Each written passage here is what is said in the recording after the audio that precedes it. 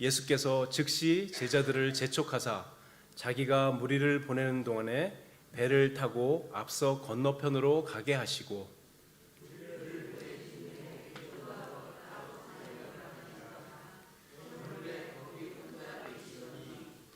배가 이미 육지에서 술이나 떠나서 바람이 거스름으로 물결로 말미암아 고난을 당하더라.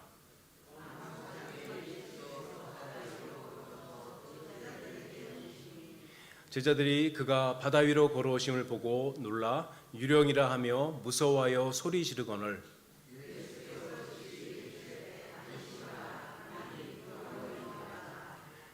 베드로가 대답하여 이르되 주여 만일 주님이시거든 나를 명하사 물 위로 오라 하소서 하니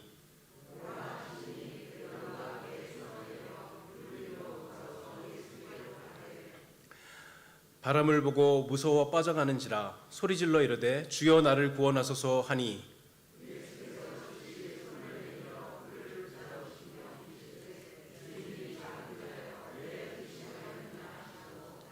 배에 함께 오름에 바람이 그치는지라 배에 있는 사람들이 예수께 절하며 이르되 진실로 하나님의 아들이소이다 하시라. 아멘.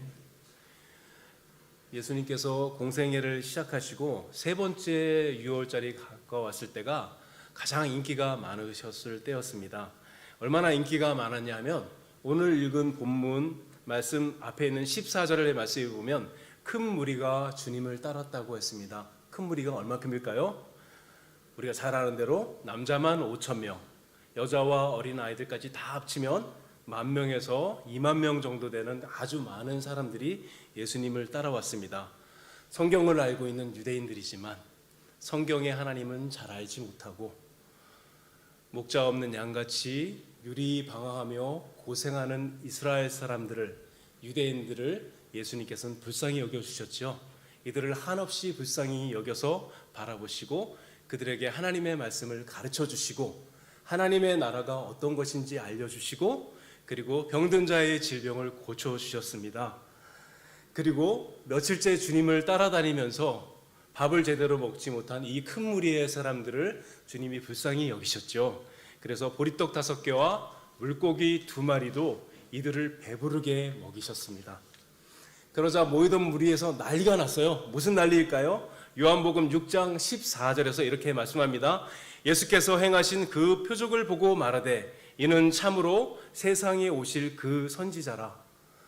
모세가 광야에서 그 많은 이스라엘 사람들을 먹이는데 모세와 같은 선지자가 나타났다.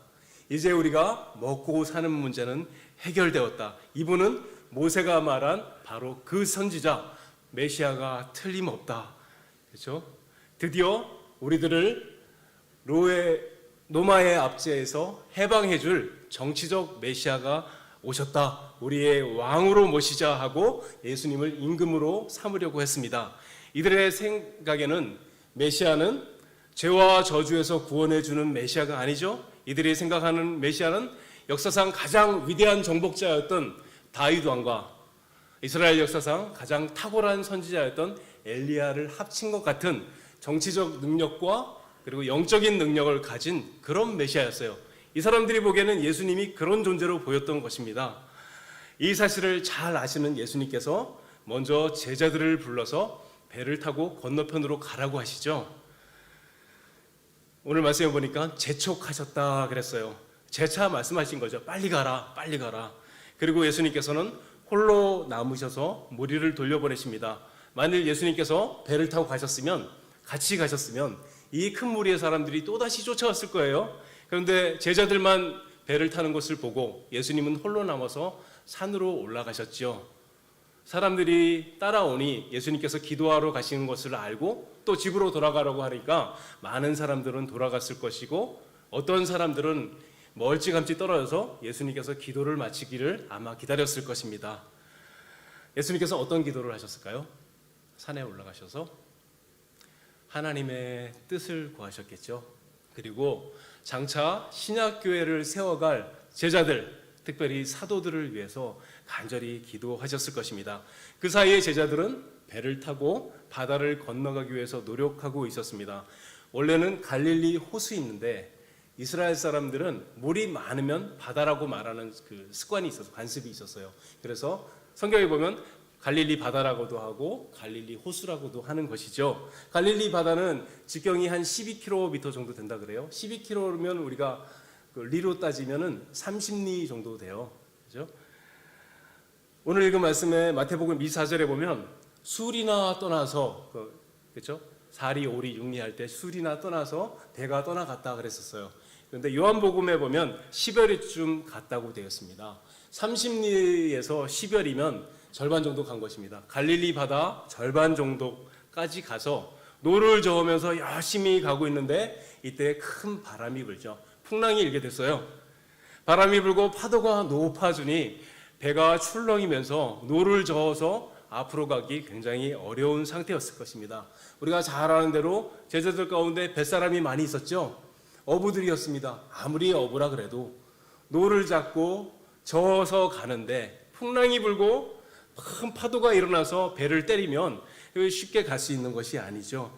아마 바다를 건너 편에 가기까지 굉장히 힘들었을 것입니다.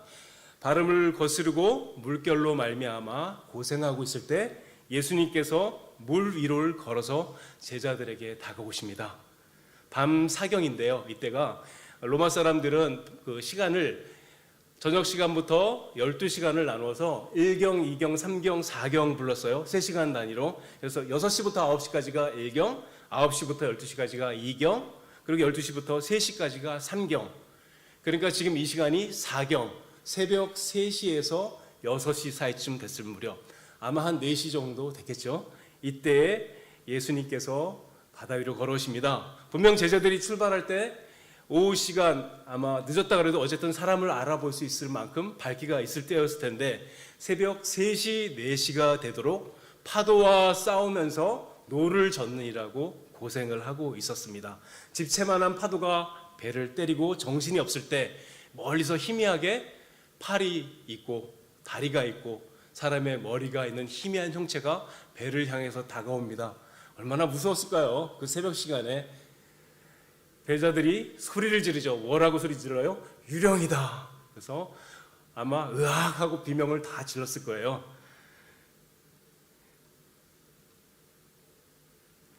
무서워하는 제자들에게 예수님께서 말씀하십니다.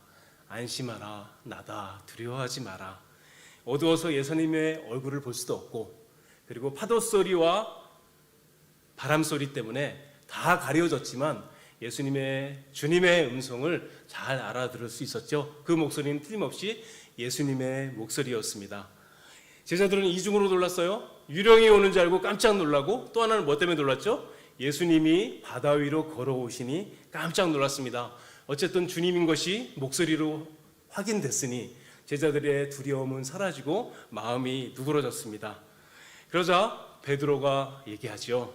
주님, 만일 주님이시거든 나를 명하사 물 위로 오라 하소서. 베드로 정말 특이하죠. 굉장히 신앙이 단순하고 이런 거 뭐라 그래요? 담백하죠. 아주 투명합니다. 우리나라 사람들 중에 이런 성향을 가진 분들이 교회 가서 보면 덜어 있고 어쩌면 많을지도 몰라요.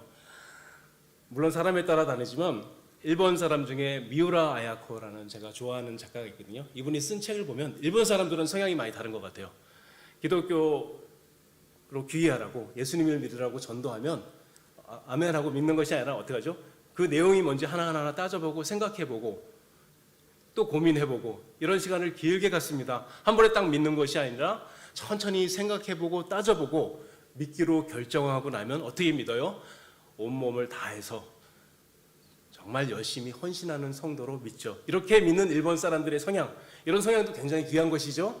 그러나 베드로처럼 이렇게 단순하고 담백하게 주를 믿는 신앙도 참으로 귀하고 아름다운 신앙이라고 저는 생각합니다. 물 위로 걸어오고 싶다는 베드로를 주님은 어떻게 보셨을까요? 제 생각이에요. 제 생각에는 흐뭇하게 생각하셨을 것 같아요. 베드로의 기도에 주님이 응답하시죠. 오라.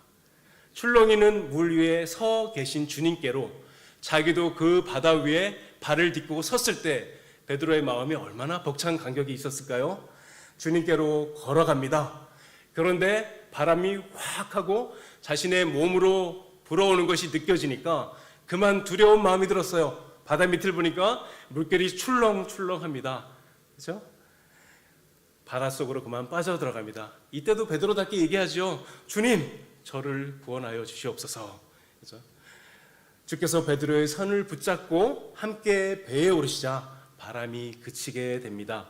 이 모든 걸 지켜본 제자들이 예수님의 발 앞에 엎드려 주님은 진실로 하나님의 아들입니다. 이런 신앙 고백을 하게 됩니다. 오늘 읽은 본문의 사건, 예수님께서 물 위로 걸으신 사건에는 4개의 기적이 나와요. 어떤 기적일까요? 첫 번째 뭐예요? 예수님께서 물 위로 걸어오시는 기적을 베풀어 주셨죠. 두 번째는 뭐예요? 베드로가 물 위로 걸을 수 있도록 기적을 베풀어 주셨죠. 세 번째는 배에 오르시니까 바람이 잔잔해지는 기적을 베풀어 주셨죠. 네 번째는 오늘 본문 말씀이 안 나와요. 요한복음 6장 21절에 보면 예수께서 배에 오르시자 배가 곧 가려는 땅에 이르렀더라 그랬어요. 제자들이 힘써 노를 저러 가서 간 것이 아니라, 긴 시간 동안 고생해서 간 것이 아니라, 원어대로 하면 갑자기, 우리들의 옛날 말로 하면 호련히 항구에 도착한 것이죠. 이것도 놀라운 기적입니다. 이 사건에는 이렇게 4개의 기적이 나오심으로 이 기적들을 통해서 예수님께서 자연을 통치하시고 지배하시는 메시아요, 하나님의 아들이요 하나님이라는 사실을 제자들에게 분명히 알려주시고 깨닫게 해주신 사건이었습니다. 우리는 이 말씀에서 아주 귀한 2가지 영적인 진리를 발견할 수 있습니다. 첫 번째, 예수님께서는 우리가 예수님을 알기를, 바르게 알기를 간절히 원하십니다. 다시 한번요. 예수님께서는 우리가 예수님을 바르게 알기를 간절히 원하세요. 하나님께서 우리에게 간절히 원하시는 것은 우리가 하나님을 바르게 아는 것입니다. 우리가 가진 모든 영적인 문제, 우리 인생의 모든 문제는 우리가 하나님, 우리 주 예수 그리스도를 바르게 알면 대부분 해결되어집니다. 제자들이 만난 고난은 풍랑이었죠. 그런데 우리가 여기서 질문을 해야 합니다. 예수님께서 제자들에게 서둘러 배를 타고 바다를 건너가라고 재촉하셨습니다. 그리고 제자들은 그 말씀에 순종했죠. 순종해서 배를 타고 건너가다가 풍랑을 만났습니다. 왜 예수님께서는 곧 풍랑이 불어닥칠 바다로 제자들을 빨리 가라고 재촉하셔서 보내셨을까요? 해답은 오병이어 사건을 통해서 배불리 먹은 무리들에게 있습니다. 예수님께서 베푸신 기적으로 배부른 백성들이 환호했습니다. 이제 우리를 로마에서 압제해서 해방해줄 우리의 진정한 왕 메시아가 오셨다. 다윗의 영토를 회복하고 이제 우리는 하나님의 나라를 이루면서 떵떵거리며 살아가실 것이다. 그리고 환호하고 있었습니다.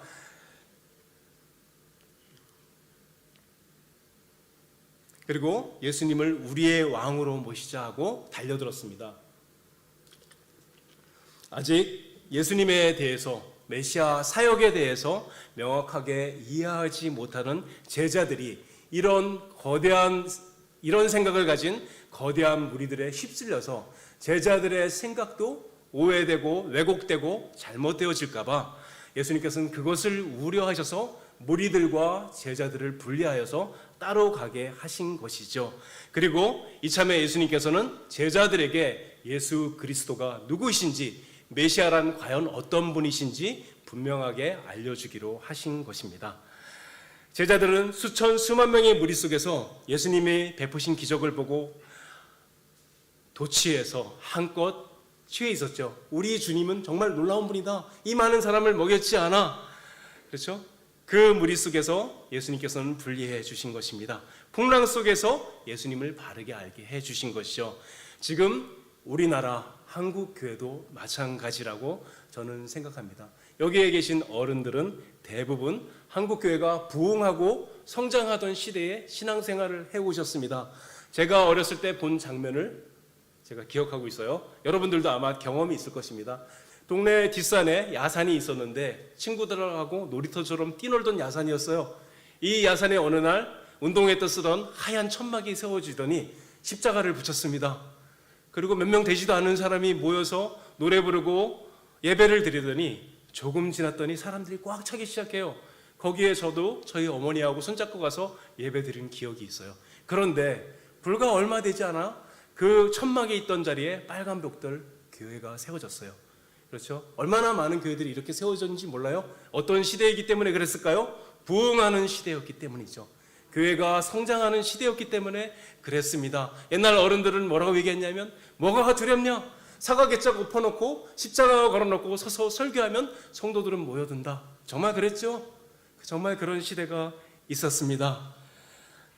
사람들이 몰려들고 많아지니까 교회는 사람들을 관리하기 위해서 관리하는 여러 가지 프로그램을 생각했고 교회마다 날마다 찬양 집회를 열고 부흥회를 열고 이곳저곳에서 수많은 집회들이 생겨나고 사람들은 이리로 저리로 몰려다니며 예배를 드려왔습니다. 언제였기 때문에요? 교회가 성장하고 부흥하던 시대였기 때문입니다. 그런데 시대가 바뀌었습니다. 그런 시대가 다 끝나고 이제 교회의 쇠퇴기가 왔습니다. 하나님께서 제자들을 풍랑이 있는 바다로 보낸 것처럼 한국 교회도 그런 고난과 어려움과 풍랑이 있는 바다로 내몰리게 되었습니다. 교회는 성장을 멈췄습니다. 사람들은 급속도로 교회에서 빠져나가고 예전에는 천주교에서 기독교회로 오는 사람들이 많이 있었는데 이제는 반대로 교회에 다니다가 천주교로 반대로 개종하는 사람들이 늘어나고 있던 통계 조사를 본 적이 있습니다. 그리고 이상한 형태의 기독교인들이 생겨났어요. 어떤 사람들일까요? 가나안 성도입니다. 다 아시죠? 가나안 성도라는 말은 교회에 안 나간다는 말이에요. 안 나가를 거꾸로 해서 가나안이라고 얘기해요. 언젠가 교회에 다녔던 사람들입니다. 무슨 이유 때문에 교회에서 상처를 받았어요. 그래서 교회에 출석하는 것을 거부합니다. 마음으로 예수님은 믿지만 교회에 출석할 마음이 없이 홀로 알아서 신앙생활하고 있는 이 사람들이 얼마나 되냐면 한국 교회에 100만 명이 넘는다는 통계 자료를 본 적이 있습니다. 엄청나게 많은 사람들이죠. 이 사람들을 가나안 성도라고 이야기하고 있습니다. 게다가 전도는 너무 힘들어졌어요. 우리가 살고 있는 이 사회는 포스트 모더니즘 사회로 급속하게 변해가고 있습니다. 사람들은 예전처럼 순진하게 복음을 받아들이지 않아요. 그렇죠? 대신 어떻게 됐죠? 교회를 싫어하고 기독교를 혐오하는 정서가 여러 방면에서 퍼져나가고 있는 그런 사회로 급격하게 변화되고 있습니다. 그런데 교회가 만난 가장 큰 풍랑은 그것이 아니죠. 한국교회가 만난 가장 큰 풍랑은 다음 세대가 사라지고 있다는 것입니다. 교회마다 주일학교가 사라지고 있고 쪼그라들고 있어요. 줄어드는 정도가 아니에요. 쪼그라들고 있습니다. 얼마 전에도 300명이 모이는 교회에 주일학교 학생이 10명이라는 이야기를 들었습니다. 이게 얼마나 무서운 얘기냐면 그 주일학교 아이들이 어른이 되었을 때 교회의 성도가 10명이라는 이야기입니다. 그렇죠? 왜 하나님께서는 마치 풍랑이 있는 바닷속으로 제자들을 재촉하여 보낸 것처럼 한국교회를 이런 무서운 풍랑 속으로 보내셨을까요? 그 이유는 예수 그리스도를 바르게 알게 하기 위해서입니다. 하나님께서는 우리가 예수 그리스도, 우리의 하나님을 바르게 아는 것을 간절히 원하고 계십니다. 이제 교회의 성장의 시대에서 쇠퇴의 시대로 접어들었습니다. 그러나 교회의 절망은 아닙니다. 예수님께서 제자들을 물 위에서 따로 떼어내어 바다 가운데 폭풍으로 보내셔서 예수님이 누구인지 알게 하신 것처럼 한국교회의 성장기가 지나가고 수많은 사람들이 빠져나가고 교회의 거품이 거치고 이제 교회의 참된 성도들, 하나님을 믿음으로 바르게 예배하겠다는 성도들만 남겨두시고 이들에게 예수 그리스도가 누구이시고 하나님이 누구이신지 바르게 알려주려고 하신 것입니다. 코로나가 터진 지 얼마 안 됐을 때 제가 합신에서 존경하는 교수님이 강의한 것을 들은 적이 있습니다. 교수님이 이렇게 얘기하십니다. 이제 교회에 위기가 찾아왔다고 하는데 위기가 아니라 새로운 기회가 왔다. 어떤 기회냐? 교회는 더 이상 어떤 행사도 할 수 없고 어떤 프로그램도 할 수 없고 교회가 유일하게 할 수 있는 것은 하나님을 예배드리는 것밖에 없다. 이제 한국교회에서 살아남는 교회는 하나님을 바르게 예배하는 교회, 설교를 바르게 하는 교회다. 하나님의 말씀을, 하나님의 복음을 선명하게 설교하고 바르게 설교하는 교회만 살아남는 설교의 부흥의 시대가 이제 한국교회에 오게 되었다. 이렇게 강의하신 얘기를 제가 들은 적이 있습니다. 맞습니다. 이 시대의 교회의 어려움, 우리 교회가 처하고 있는 어려움은 교회의 위기가 아니라 새로운 기회입니다. 어떤 기회일까요? 하나님이 누구신지, 우리 주 예수 그리스도가 누구인지 바르게 알고 바르게 믿고 바르게 예배하며 살아갈 수 있는 절호의 찬스와 기회가 한국교회 그리고 우리 교회에 다가온 것입니다. 예수님께서 제자들이 예수님을 바르게 알기를 원하시는 것처럼 하나님께서는 우리 교회가 예수 그리스도를 바르게 알기를 간절히 원하시고 계십니다. 어떻게 하면 이 일을 할 수 있을까요? 어떻게 하면 그런 교회가 될 수 있을까요? 간단합니다. 하나님의 말씀이 흥왕한 교회가 되는 것입니다. 다시 한번요. 하나님의 말씀이 흥왕한 교회로 변화되는 것입니다. 우리의 예배 가운데 무엇보다 하나님의 말씀의 능력이 나타나야 합니다. 하나님의 말씀이 예배당에 울려 퍼질 때 하나님께서 친히 이 자리에 함께 하시며 말씀과 함께 역사하시고 나타내 보이시는 것들이 우리의 예배 가운데, 우리 교회 가운데 나타나야 하는 것입니다. 만일 그렇게 된다면 우리들은 모두가 예수 그리스도를 머리로 하는 것이 아니라, 하나님을 머리로 하는 것이 아니라 예배 가운데 말씀하시는 그분의 음성을 들어서 체험해서 우리의 영혼으로, 우리의 생명으로 아는 자들이 변하게 될 것입니다. 진정으로 하나님을 예배하는 자들이 될 것입니다. 그러면 우리 교회에서는 거룩의 능력이 나타나게 될 것입니다. 우리가 밖에 나가서 사람들을 쫓아다니며 교회로 나오라 하는 것이 아니라 사람들이 우리 교회로 오고 싶은 교회로 변하게 될 것입니다. 이 일은 설교자만 하는 일이 아닙니다. 이 일은 목사들만 하는 일이 아닙니다. 온 교회가 함께 이 일을 하는 것입니다. 설교자는 선명한 복음을 선포하고 온 교회의 성도들은 한마음이 되어서 날마다 교회를 위해서, 강단을 위해서, 목사님을 위해서 기도해야 하는 것입니다.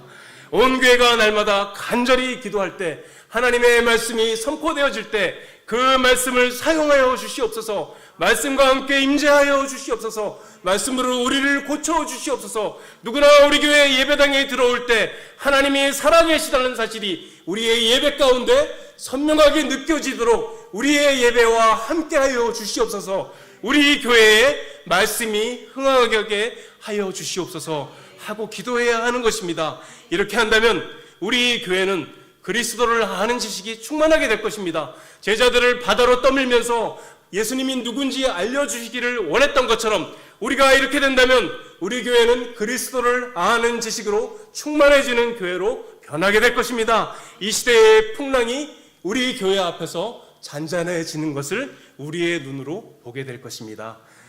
두 번째 교훈은 예수님께서는 우리가 하나님의 언약을 붙들기를, 굳게 붙들고 믿기를 간절히 원하십니다. 두 번째는 하나님께서 우리가 하나님의 언약을 굳게 붙들고 믿기를 원하십니다. 배에 탄 제자들이 유령이 나타난 줄 알고 두려워 떨고 있을 때 예수님께서 말씀하시죠. 안심하라, 나니 두려워하지 말라. 이 주님의 음성을 듣자마자 베드로가 신앙의 모험을 시작합니다. 주여, 만일 주님이시거든 나를 명하여 물 위로 오라 하소서. 그리고 주님께서 오라고 응답하셨지요. 베드로의 이 도전은 무모한 신앙이 아닙니다. 베드로의 이 도전은 위대한 신앙입니다. 우리가 보기에 무모해 보여도 주님께서 오라고 승인해 주셨으면 베드로의 신앙은 위대한 신앙인 것입니다. 베드로의 이 단순하고 담백한 신앙 때문에 다른 제자들이 경험하지 못한 기적의 은혜를 경험했습니다. 이 사실,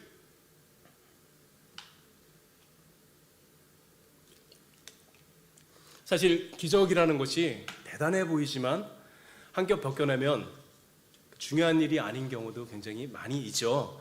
기적 자체는 그렇다는 얘기입니다. 제가 중학교 때 도봉산 밑에 놀러 가면 차력하는 분들이 있었어요. 차력이 뭔지 아시죠? 손가락 굵게 되는 두꺼운 그 철근을 목에다 놓고 그걸 휙휙 켜요. 그리고 팔로 잡아서 짧게 잘라서 팔로도 이렇게 튑니다.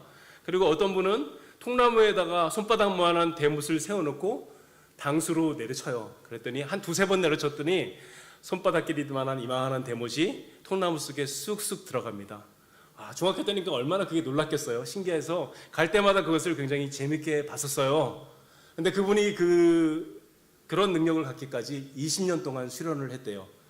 중학생이던 제가 어떻게 생각했냐면 저걸 망치로 하지 뭐하러 20년 동안 수련해서 저걸 하고 있나, 그 생각을 한 적이 있습니다. 그렇죠? 물 위로 걷는 것도 마찬가지죠. 물 위로 걸어서 가나 배를 타고 가나 효과는 똑같아요. 중요한 것은 예수님께서 베드로의 신앙을 승인했다는 것입니다. 우리가 우리 몸이 아플 때 기도해서 낫는 것과 기도하면서 약을 먹고 난 것 중에 어떤 것이 더 좋은 신앙이에요? 둘 다 똑같죠. 하나님께서 그 믿음을 받아주시고 고쳐주신 것이죠. 그렇기 때문에 우리가 무슨 기적을 경험했던지 그것 자체가 신앙의 높고 낮음은 아닌 것입니다. 가장 중요한 건 뭐예요? 예수님께서, 하나님께서 우리의 신앙을 받아주셨느냐, 우리의 믿음을 받아주셨냐 하는 것이죠. 베드로는 주님께 응답을 받고 물 위를 걸어서 한 걸음 한 걸음 주께로 향해 걸어갑니다. 그러나 바람이 불어오자 그만 두려움 때문에 물속에 빠져들어가게 됩니다. 베드로가 물속에 빠져들어가자 베드로가, 예수님께서 베드로를 붙잡아서 세워주시면서 이렇게 말씀하십니다. 믿음이 작은 자여 왜 의심하느냐. 베드로는 단순히 바람이 불어서 무서워서 빠진 것이 아니라는 것을 알 수 있죠. 뭐예요? 의심하는 마음 때문에 빠진 것이 문제였습니다.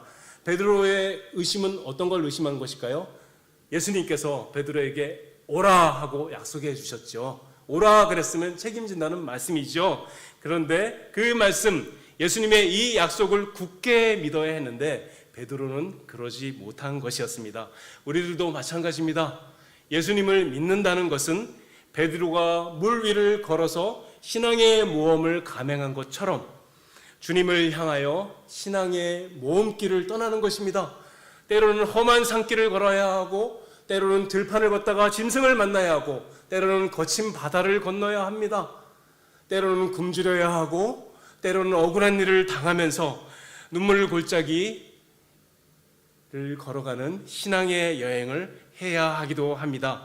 우리가 어떻게 하면 이 신앙의 모험을 안전하게 끝내고 목적지에 도달할 수 있을까요? 베드로처럼 의심하지 않는 믿음을 갖는 것입니다. 주님의 약속을 굳게 붙들고 가는 것이 유일한 방법입니다.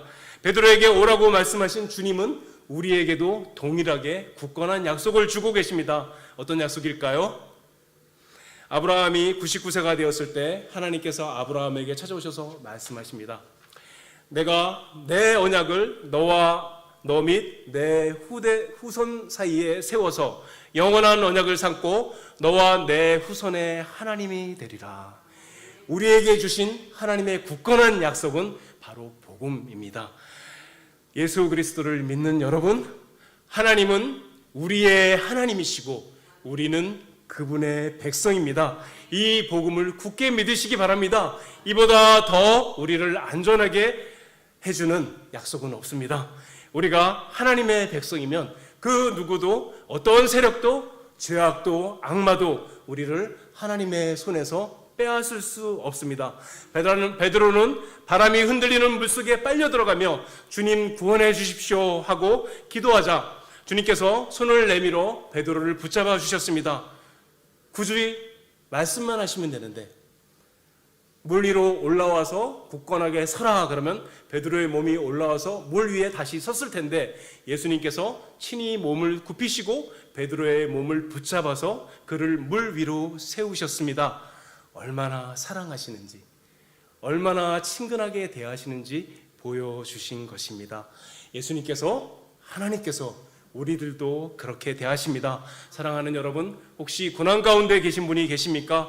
혹시 슬픔 가운데 계신 분이 있으십니까? 아무리 많은 고난이 우리에게 닥쳐온다 할지라도, 아무리 큰 슬픔이 우리를 덮쳐오고 나락에 떨어지는 것 같은 절망에 빠진다 해도 변하지 않는 복음의 사실이 있습니다. 하나님은 우리의 하나님이시고 우리는 그분의 백성입니다. 하나님은 우리를 버리지도 아니하실 것이고 떠나지도 아니하실 것입니다. 그분은 절대로 변하지 아니하십니다. 이 복음의 사실을 마음으로 굳게 붙드십시오.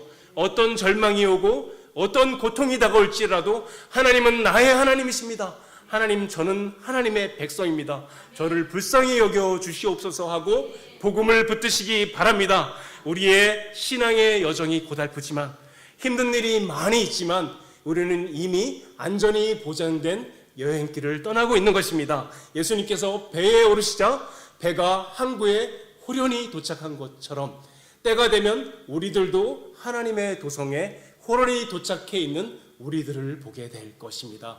이 사실을 굳게 믿으시길 기원합니다. 아멘. 기도하겠습니다. 하나님 아버지, 저희들의 믿음 없음을 불쌍히 여겨 주셔서 저희들의 거미줄 같은 믿음을 굳건하게 하여 주시옵소서. 주께서 저희에게 이미 주신 복음의 사실들을 굳게 믿게 하여 주옵시고 저희 입술로 고백하여 하게 하여 주시어서 흔들리지 않는 믿음으로 이 땅을 살아가게 도와주시옵소서. 아무리 어려운 일들을 만나도 주님을 붙들고자 하는 저희들을 불쌍히 여겨 주시어서 하나님이 함께 하심을 저희의 삶 가운데 나타내어 주시옵고 하나님의 백성으로 살아가는 기쁨이 끊이지 않게 하여 주옵시고 하나님께서 공급하여 주시는 것들이 멈추지 않는 것들을 확인하며 이 신앙의 날들을 살아가게 하여 주시옵소서. 예수님의 이름으로 기도드립니다. 아멘.